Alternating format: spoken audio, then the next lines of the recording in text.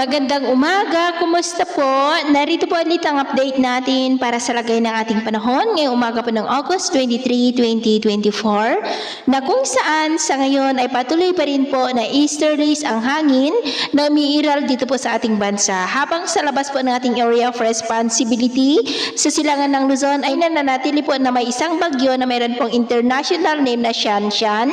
Hindi po ito banta sa ating bansa pero bahagya muli nitong hahatakin ang habagat lalo na po sa mga susunod na araw habang patungo ulit dyan po sa mainland Japan next week po. At sa ating long range forecast ay consistent pa rin naman po na walang bagyo na namamataan dito na tatawid dito sa ating kalupaan hanggang po sa matapos ang buwan na ito, pero hindi pa rin inaalis ang posibilidad na may sama ng panahon ulit na mabubuo sa silangan o northeastern part ng ating bansa na patuloy muli na magpapalakas ng habagat sa susunod po na mga araw. At sa lagay ng ating panahon, ngayong madaling araw po ay maayos pa rin ang panahon sa malaking bahagi ng ating bansa, pero may tsansa pa rin ng mga isolated rain sa ilang bahagi po ng Bataan, southern part ng Batangas, Lucena, Katanawan, Bicol Region, Marinduque, Mansalay at San Jose sa may Mindoro, Romblon, Palawan, ilang bahagi po ng Panay Island, Negros, Cebu, Bohol, Northern Leyte, ilang bahagi ng Samar Provinces, Sulu Archipelago at Sarangani. At mamaya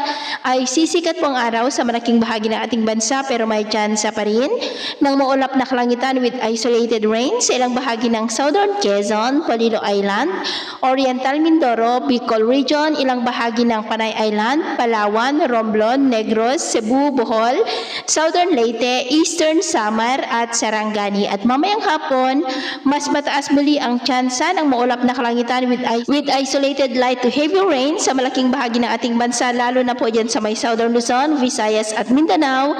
Kaya mag-ingat po tayo sa mga posibleng banta pa rin ng mga pagbaha at pagguho ng lupa.